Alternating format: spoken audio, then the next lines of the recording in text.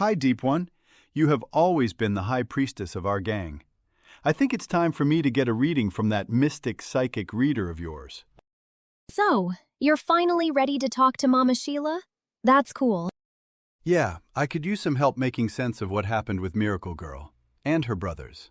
How could 3 siblings all get to spend so many years suffering from a disease that is so rare and technically not hereditary?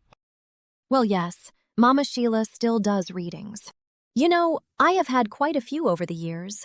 Her spirit guides always give exactly the right advice for whatever is going on at the time. She is spookily accurate. I know you swear by her, so yeah, I'm ready. I do. She only does them remotely now. She's getting old and not feeling all that well these days. I'll send an email to both of you to hook you up. Well, it's hard to believe that could work, but I'll give it a shot. Believe me, she does not need to be with you in person. Psychic energies flow throughout the universe. Distance means nothing to them. Time means nothing to them. Quantum physics and all that. What Einstein called spooky action at a great distance. Her spirit guides can access everything about anyone. Watch for my email. Peace out. Good day, kid. Let's get straight to it. In another lifetime, you and Kaz were again husband and wife. You fell from a high place, and the fall caused paralysis. You were bedridden for the rest of your life, which meant you had to be taken care of totally by your family.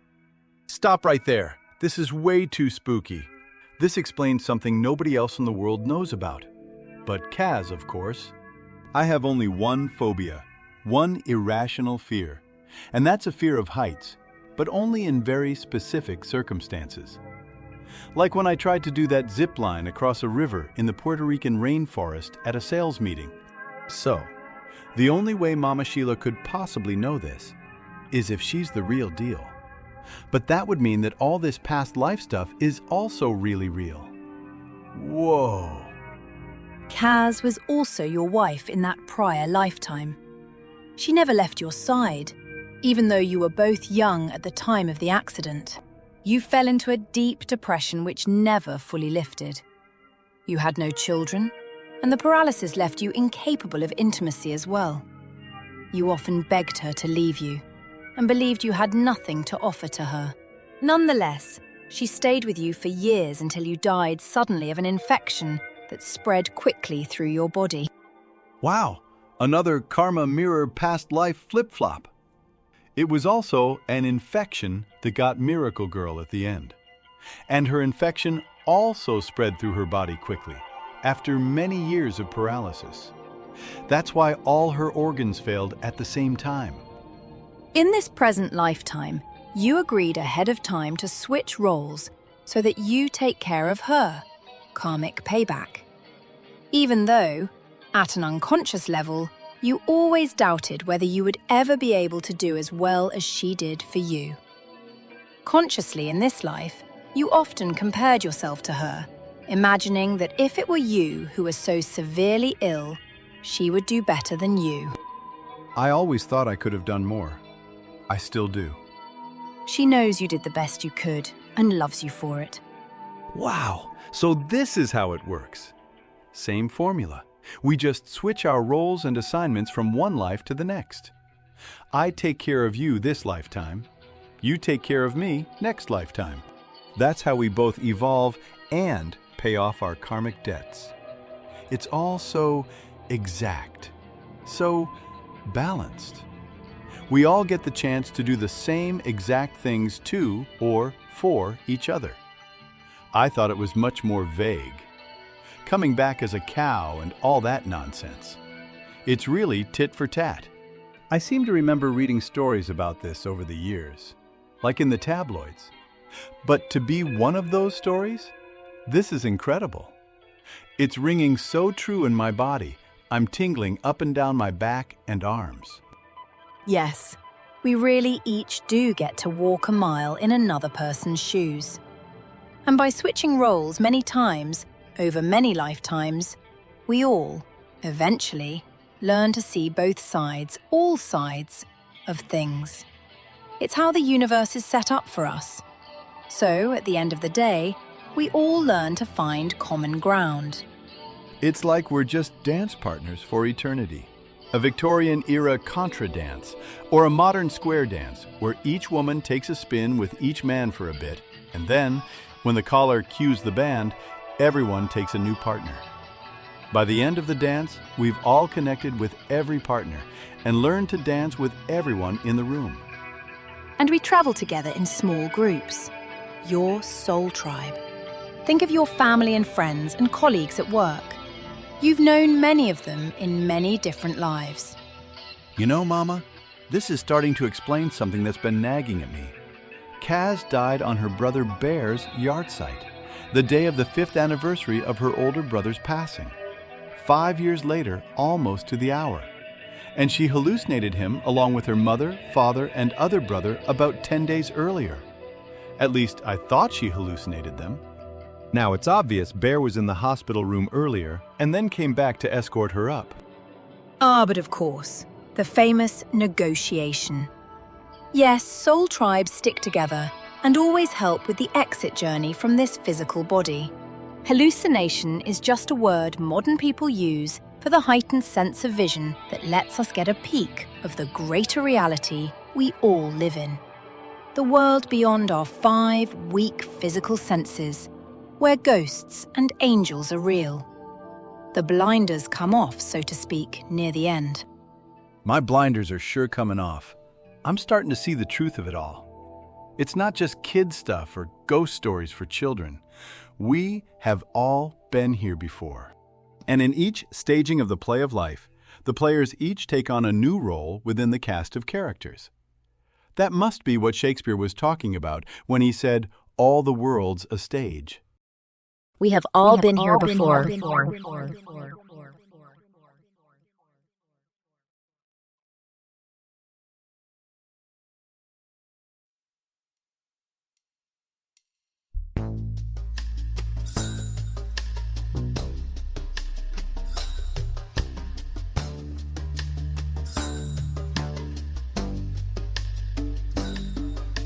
Drifting in a cosmic ballroom, interlocking contracts. You stand silent at the doorway, shining divine nonchalance. Then the pattern shifts. Suddenly, we're holding hands. A lifetime in a kiss. Until the caller cues the band.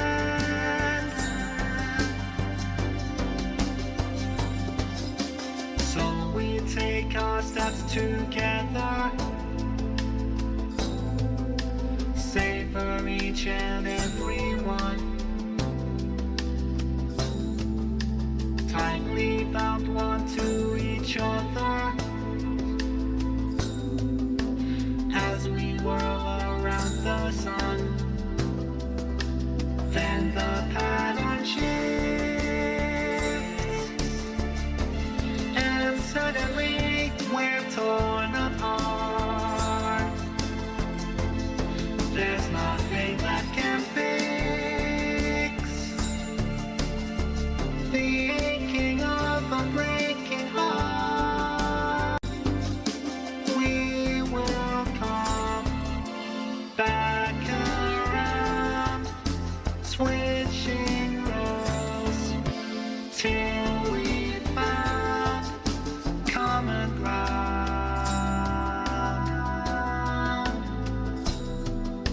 Common ground.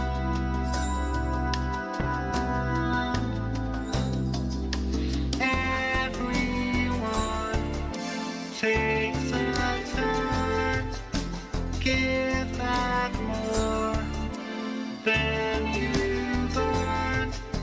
Common ground.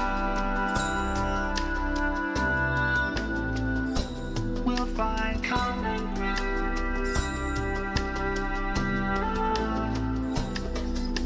When we spend our life together.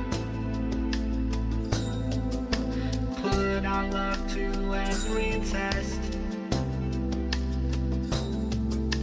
Watch as it grows slowly stronger, like a cord of liquid starlight. Every time we give our best, then the pattern shifts, and suddenly we're torn apart. There's nothing that can fix the aching of a breaking heart.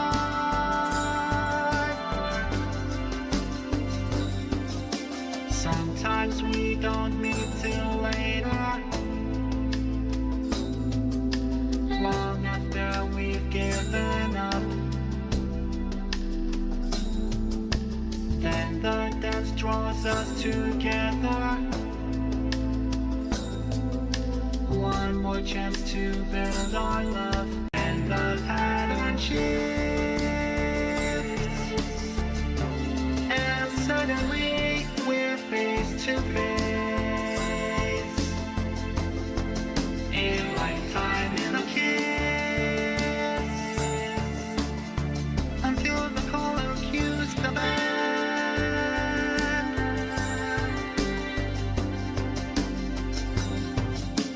We will come back around, switching roles, till we found common ground. Common ground. Everyone takes a turn, give back more than you've earned. Common ground. We'll find common ground.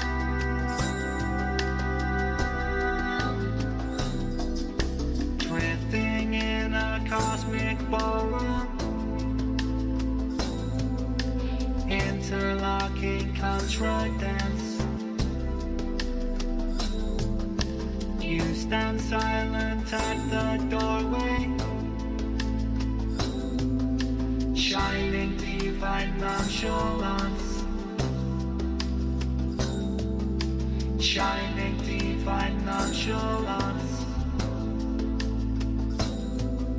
Shining divine nonchalance. Shining divine nonchalance.